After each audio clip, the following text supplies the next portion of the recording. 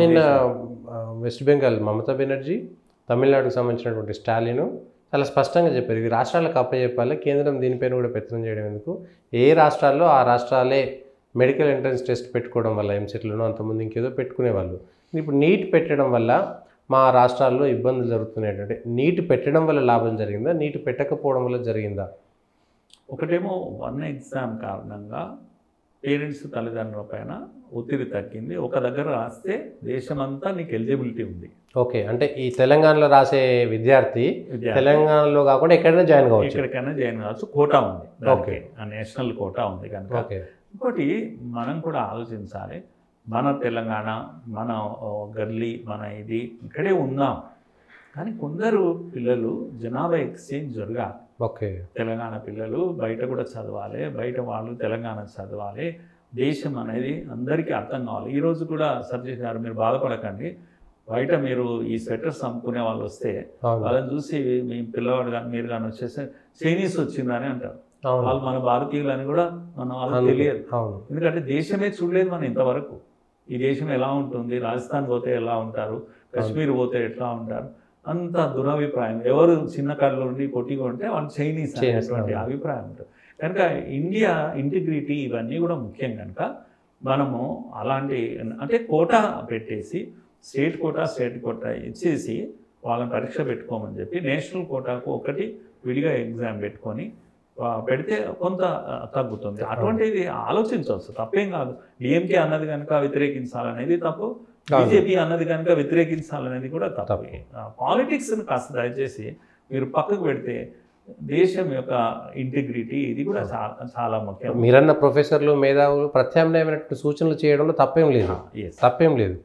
ఎవరైనా సరే అంటే ఈ పరీక్షను ఇంకో రకంగా చేస్తే ఇంకా మెరుగుగా ఉంటుంది, ఇంకా పిల్లలకు ఉపయోగపడుతుంది, తల్లిదండ్రులకు ఇంకా భారం తగ్గుతుంది అనేటువంటి సూచనలు చేయడంలో తప్పలేదు. కానీ నీట్ ఇప్పుడు రద్దు చేయాల్సినటువంటి అవసరం అయితే లేదంటారు. ఇప్పుడైతే అవసరం లేదు. లీకేజ్ వ్యవహారం సిబిఐ కూడా మోడీ గారు ఒకటి ఇవన్నీ తప్పులు జరుగుతున్నప్పుడు ప్రభుత్వం యొక్క వ్యవహారం కూడా చాలా ఇంపార్టెంట్.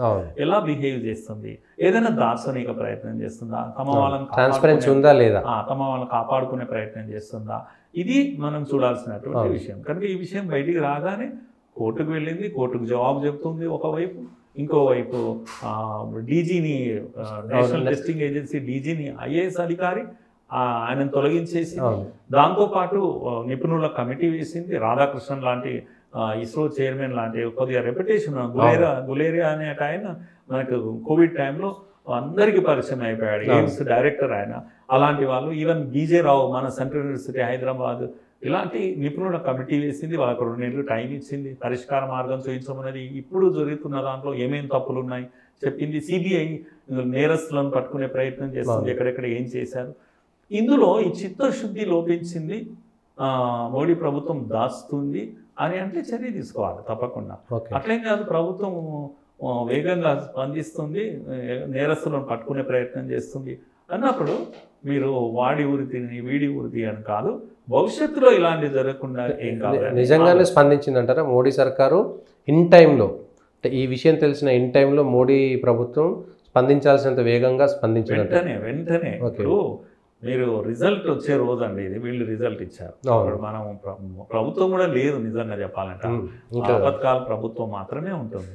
వీళ్ళు కూడా తెలివిగా 10 రోజులు ఇంకా టైం ఉన్నాక ముందుగా తీసుకొచ్చి ఇచ్చారు. ఇక్కడనే ఏదో ప్రాబ్లం ఉంది అని అందరూ అనుమానిస్తారు, ఉండొచ్చు కూడా. కనుక నేషనల్ టెస్టింగ్ ఏజెన్సీ చాలా దుర్మార్గంగా ట్రాన్స్పరెన్సీ లేకుండా వ్యవహరించింది. ఇప్పుడు మీరు గ్రేస్ మార్కులు కలిపాము అని తర్వాత చెప్పారు, ముందే ఎందుకు చెప్పలేదు? చెప్పాల్సింది. ఏదైనా దాస్తే అనుమానం వస్తుంది. కనుక ఎన్టీఏ యొక్క వ్యవహారంలో లోపాలు ఉన్నాయని ప్రభుత్వం గుర్తించింది, వెంటనే స్పందించడం జరిగింది. డీజీని తొలగించి మిగతా వాళ్ళని కూడా పక్కకు పెట్టింది. అంటే కొంతమంది ఉద్యోగులు కూడా పక్క చూపులు చూశారని అనుకోవచ్చు, లేకపోతే చేతగాక దాచిపెట్టుకున్నారు వాళ్ళు పని చేయడంలో. రిజల్ట్ ఇక్కడ నేషన్ అంతా కూడా రిజల్ట్ ఉన్నప్పుడు ఆ టైంలో ఈ రిజల్ట్స్ వదిలేసేసారు. ఏదో తప్పు జరిగిందని తెలుసు వాళ్ళకు, గ్రేస్ మార్కులది అయితే తప్పు జరిగింది, దాన్ని దాచడానికి ప్రయత్నం చేశారు. కానీ మీడియా ముందు వచ్చి డైరెక్ట్గా ఇలా జరిగింది, మేము రిజల్ట్ ఇస్తున్నాము అని చెప్పినా ప్రాబ్లం ఉండేది కాదు.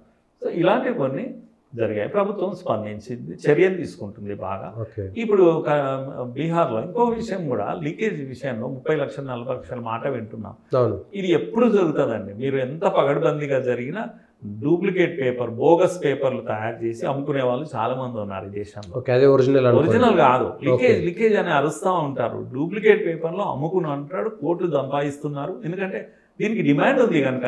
మీరు డెంటల్ కోర్సును అమ్మమని చెప్పండి, ఒడుక్కోనోడు కూడా. కనుక పరిష్కారం ఏంటంటే డిమాండ్ తగ్గించాలి, అందరికీ సీట్లు అవైలబుల్ ఉండాలి. ఇది ఒకటే కాదు, మెడిసిన్ అనేది డిమాండ్ ఉంటుంది. ఇంజనీరింగ్, మెడిసిన్, విద్య అంటే ఈ రెండేనా? మేజర్గా అసలు దేశంలో అస్సలు చర్చ జరగాల్సింది అదే. అస్సలు చర్చ. ఎవడన్నా తెలుగు చదివితే వాడిని హేళనగా చూస్తున్నారు. ఎవడన్నా హిందీయో సంస్కృతం చదివితే అసలు అని పిచ్చోడా వీడు అనేటువంటి అయిపోయింది. అంటే న్యూ ఎడ్యుకేషన్ పాలసీ, విద్య యొక్క పర్పస్ ఏంటి? హ్యూమన్ రిసోర్స్ ను డెవలప్ చేయడం. మ్యాన్ మేకింగ్ అన్నాడు వివేకానందుడు. ఎడ్యుకేషన్ పర్పస్ ఏంటి అంటే మ్యాన్ మేకింగ్ అని. ఈ మ్యాన్ మేకింగ్ అటు పోయింది, డాక్టర్ మేకింగ్, ఇంజనీర్ మేకింగ్, రెండే మేకింగ్ అయింది కదా. కనుక ఇక్కడే తప్పు జరిగింది. దీన్ని అడ్రస్ చేయాలి. ప్రజల్లోకి ఎట్లా వెళ్ళిపోయిందంటే 91 తర్వాత వచ్చినటువంటి దాంట్లో నా కొడుకు ఇంజనీరింగ్ చదివిండు, డాక్టర్ చదివిండు, లేదంటే నా కొడుకు అమెరికా వేయండు. ఈ 3 అంశాలు లేకపోతే నా కొడుకు వేసినాడు, పుట్టి వేసి నాకు అనవసరంగా నా తలవంపులు అయిపోతున్నాయంటే ఫీలింగ్ వెళ్ళిపోయారు. మీ కోరిక కోసం పిల్లల పైన ఎంత భారం చంపేస్తున్నారు, ప్రాణం తీస్తున్నారు అసలు. అవును. అంత అప్పుడు కానీ సాటిస్ఫై అవుతలేరు. అయితే సీట్ తీసుకురా, లేకపోతే ఊరేసుకోరా అని. 10th క్లాస్ పిల్లలు సూసైడ్ చేసుకుంటారు, ఇంటర్ ఫెయిల్ అయితే సూసైడ్ చేసుకుంటున్నారు. ఇంత ప్రెజరా, ఇంత అవసరమా? నా క్లాస్మేట్, నేను ఫెయిల్ అయినా ఇంటర్, నా క్లాస్మేట్ ఫెయిల్ అయ్యాడు, నేను బస్ ఎక్కి ఇంటికి వెళ్ళిపోయినా, పోతే పోయింది అనుకుని వాడు పాపం రైలు కింద పడి చచ్చిపోయింది. కలిసి నిలిచి నడిచిన అంతసేపటి దాకా. ఎంత దుర్మార్గం అది. నేను నా కాలేజ్ నుంచి నేను ఇంటికి వచ్చి బస్ ఎక్కి ఊర్లో దిగేలోపు అబ్బాయి చచ్చిపోయింది అనేటువంటి మ్యాటర్ వచ్చింది. అంటే ఇట్లా అంత ప్రెజర్. న్యూ ఎడ్యుకేషన్ పాలసీ ఈ విషయాలను అడ్రస్ చేయబోతుంది. నేను అంటున్నాను, అయ్యే ఇంత బాగా 34 ఏళ్లుగా మనకు ఏ మార్పు లేదు. అదే విద్యను 34 ఏళ్ల క్రితం మొబైల్ లేదు మీ చేతిలో, 34 ఏళ్ళ ఇంటర్నెట్ లేదు, ఇంటర్నెట్ ఆఫ్ థింగ్స్ లేదు, ఆర్టిఫిషియల్ ఇంటెలిజెన్స్ లేదు, ఎన్ని వచ్చాయండి? ప్రపంచం కింద మీద ఇంత మారాక దేశం మారింది, ప్రపంచం మారింది.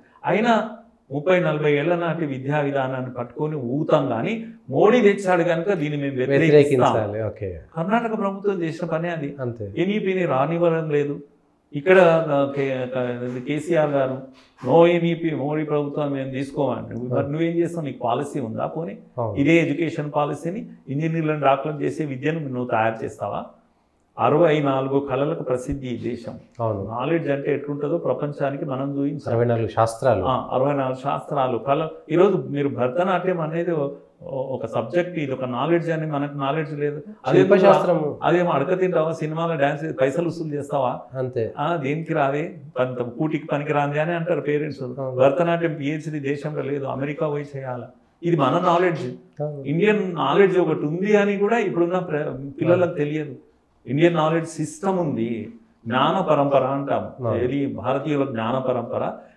ఇది రేపు న్యూ ఎడ్యుకేషన్ పాలసీ అడ్రస్ చేస్తే ఇదంతా కూడా ఆర్ఎస్ఎస్ కాషాయ కిరణ అని గగ్గోలు పెట్టారు. కానీ వాళ్ళదే జనంలోకి వెళ్తుంది, ప్రజల్లోకి వెళ్ళింది వాళ్ళదే. అంటే విద్యను నాశనం చేస్తుండే మోడీ అని అనుకుంటారు, కానీ ఇదంతా భారతదేశంలో ముందున్న జ్ఞానం పరంపరను తీసుకొస్తుండే ఎవరు నమ్మట్లేదు. మరి నమ్మట్లేదు ప్రజలు. అంటే వాళ్ళు చెప్పిందే పోతుంది. మీరు చెప్పినటువంటి మేధావులు ముసుగులు వేసుకొని చెప్తున్నది జనంలోకి పోతుంది. మరి ప్రజలకు ఈ నిజాన్ని బయటికి చెప్పలేకపోతున్నారు. మంచి పనులు చేసి కూడా చెప్పలేకపోతున్నారు. దుర్మార్గం చేస్తూ బాగా ప్రచారం కూడా చేస్తున్నారు. సో నీట్ విషయానికి వస్తే ప్రత్యేకంగా ఇప్పుడు నీట్ అనేటువంటిది హాట్ టాపిక్ కాబట్టి నీట్గానే ఉంది, నీట్గానే ఉంది. దాంట్లో ఏమీ నాట్ లేదు, నేటు లేదు, ఏ సమస్య లేదు.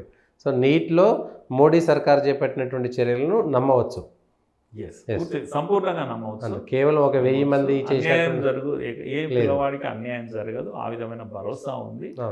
నిపుణుల కమిటీ కూడా ఎక్కడైనా చిన్న ఏదన్నా ఉంటే కూడా చూసుకోవడానికి నిపుణుల కమిటీ ఉంది. నిపుణుల కమిటీ సరికొత్త మార్గాన్ని అన్వేషిస్తూ ఉంది. కానీ రాబోయే రోజుల్లో నీటిలో ఇలాంటివి కూడా లేకుండా జరిగే చిన్న పొరపాట్లు కూడా జరగకుండా అవకాశం. నీట్ ఉండాలా, రద్దు చేయాలా, ఇదొక్క అంశం. ఎందుకంటే మా రాష్ట్రానికి వద్దు, మా సౌత్ మీద పెత్తనమా మీది, హిందీ వాళ్ళ పెత్తనం ఏంది, ఇవన్నీ చర్చలు నీట్ వల్ల బాగా వస్తున్నాయి. ముఖ్యంగా తమిళనాడు కేంద్రంగా అది ఓటు బ్యాంక్ రాజకీయంకి వెళ్ళిపోయింది ప్రతిదీ. సో నీట్ ఉంటేనే మంచిదా లేకపోతే మంచిదా? నీట్ కాస్త నీట్గా చేయాలి అంటే కొద్దిగా డీసెంట్రలైజేషన్ జరగాలి. అంతే. ఎక్కడికక్కడ మొత్తం కేంద్రీకృతం కాకుండా నేను చెప్పిన పద్ధతిలో సంవత్సరంలో 2 సార్లు 3 సార్లు 10 సార్లు పెట్టండి, ఏం కాదు. పిల్లలు రాసుకుంటారు, అవును. ర్యాంకులు తీసుకుంటారు, ఎక్కడ అడ్మిషన్ వస్తే అక్కడికి వెళ్ళిపోతారు, జాయిన్ అయిపోతారు. స్టేట్ కోటా నేషనల్ కోటాను క్లియర్ కట్గా ఇచ్చేసి బయటి వేరే రాష్ట్రాలకు వెళ్ళే వాళ్ళకి అవకాశాలు ఇస్తూ స్టేట్ కోటాను కూడా వాళ్ళకు కాపాడుకుంటూ ఎవరికి ఇబ్బంది కాకుండా వీటిని అడ్రస్ చేస్తే ఓకే. చాలా సింపుల్గా అయిపోతుంది, ఒత్తిడి కూడా తగ్గుతుంది.